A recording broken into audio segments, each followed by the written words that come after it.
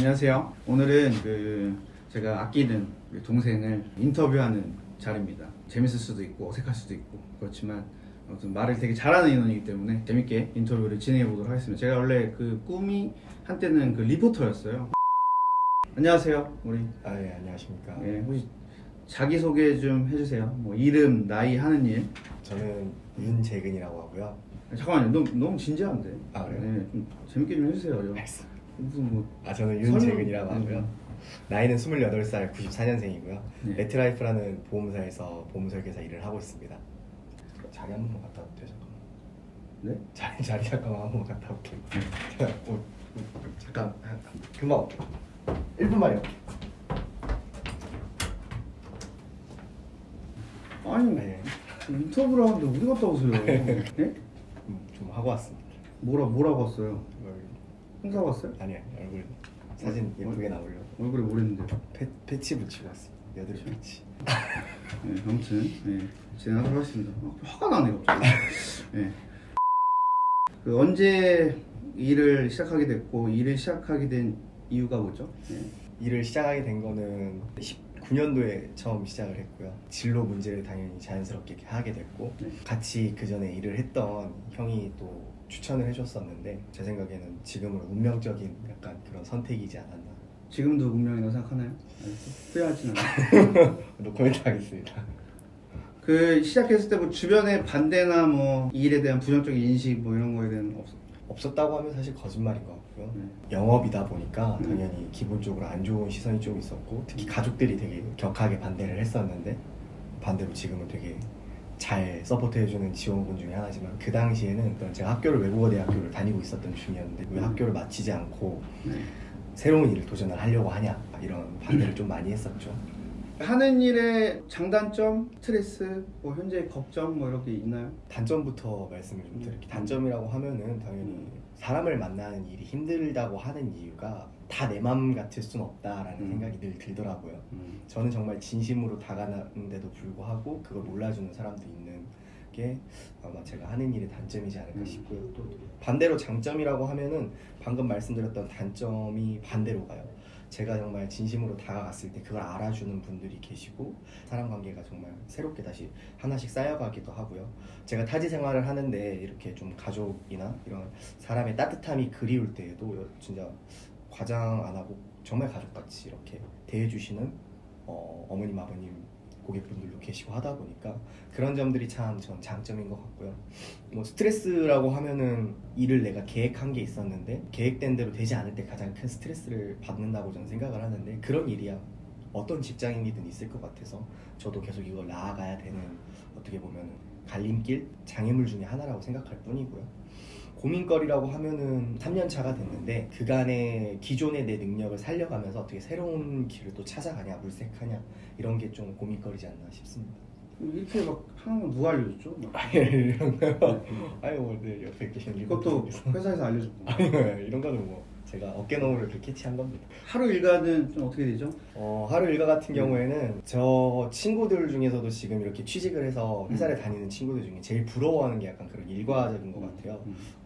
어떤 경우에는 그 친구들이 퇴근하고 있을 때에도 뭐 집에서 쉬고 있을 때에도 일을 하고 있지만은 그 어떤 경우에 또 그 친구들이 되게 열심히 일을 하고 있을 때 나는 또 조금은 여유롭게 일을 하고 있는 걸 보면은 아까 말씀드린 장점 중에 또 한 가지가 될 수도 있을 것 같고요. 일과 같은 경우에는 내가 스케줄러를 하나 구비를 해서 거기에다가 기입을 해가면서 좀 유동적으로 유기적으로 생활을 하는 편입니다.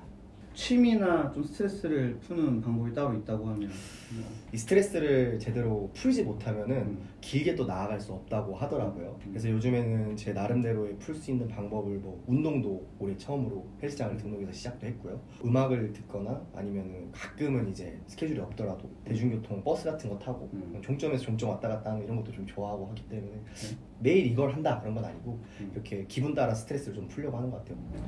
그동안에 일을 하면서 에피소드 중에 가장 좀 힘들었던 것도 있었을 거고 좋았던 것도 있었을 텐데. 힘들었던 거는 사실 뭐 매 순간이 힘들었지만 탑을 뽑자고 하면은 작년에 계획했던 일이 있었는데 계획대로 잘 가다가 안 될 뻔했습니다. 물론 결론적으로 잘 되긴 했지만은 그 안 될 뻔했던 게 제가 정말 믿었던 그런 사람으로 인한 일이었다 보니까 크게 와닿더라고요. 그 당시에 들었던 생각은 뭐 내가 왜 이런 스트레스를 받아야 되나, 이렇게 사람한테 상처받는 게 참 쉽지는 않다, 언제까지 받아야 되나, 이런. 좋았던 에피소드 같은 경우에는 이제 저랑 같이 일을 했던 직장 동료 누나의 아버님을 소개를 받았는데 그분을 지금까지 이렇게 인연을 이어오고 있고, 뭐 커피 한 잔을 하더라도 이렇게 딱 헤어질 때 어깨를 한번 이렇게 두드려 주신다든지, 그런 때 되게 큰 에피소드는 아니라고 남들은 생각할 수도 있겠지만은 저는 그런 정이 느껴지는 행동이 되게 좋은 것 같습니다. 이 일을 계속 할 수 있는 본인에게 모티베이션이 뭔가요? 전 제가 되게 좋아하는 것 중에 하나가 되게 그 성공한 사람들의 저서를 읽거나 영상을 보는 걸 되게 좋아하는데, 예전에 그 고 이건희 회장님의 영상을 좀 본 적이 있었어요.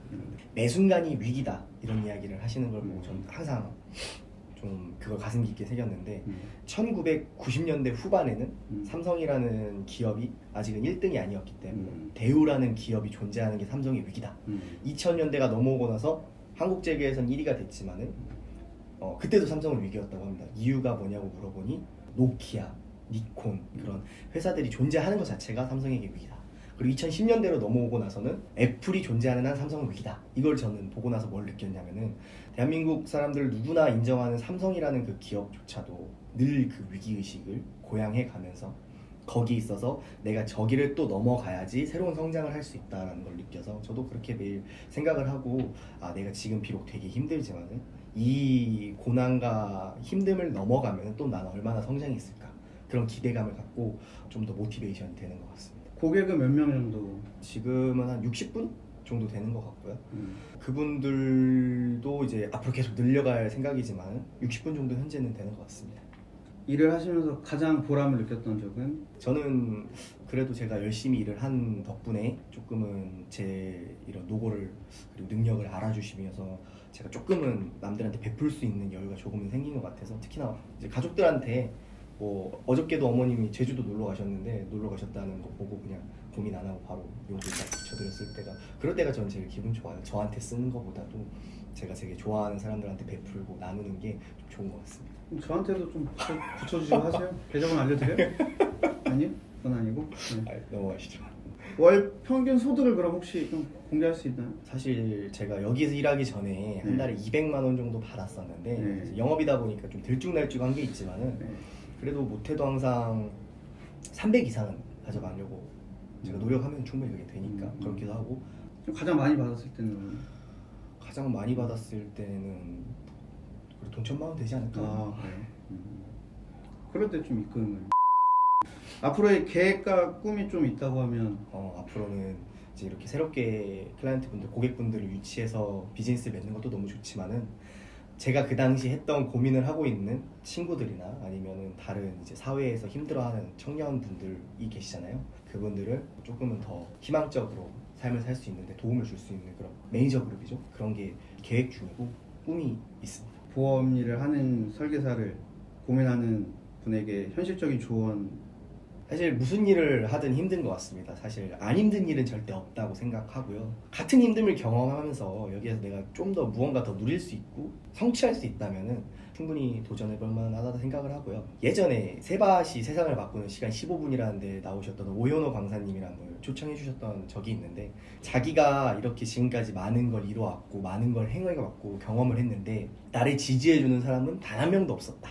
근데 자기가 이런 과정을 겪어오고 보니 내가 무언가 새로운 일을 시작할 때 있어서 가장 큰 걸림돌은 경험해보지 못한 사람들의 걱정으로 위장된 충고라고 하더라고요. 저는 근데 그게 항상 맞는 말인 것 같습니다. 저도 만약에 엄마 아빠가 이야기한 방향으로 한번 가보자 라는 생각이 들었다면은 지금 이 자리에 못 있었을 거고, 그래도 그 고민을 충분히 하시고 그럼에도 불구하고 시도를 해봐야겠다 가치가 든다면은 해보시는 게.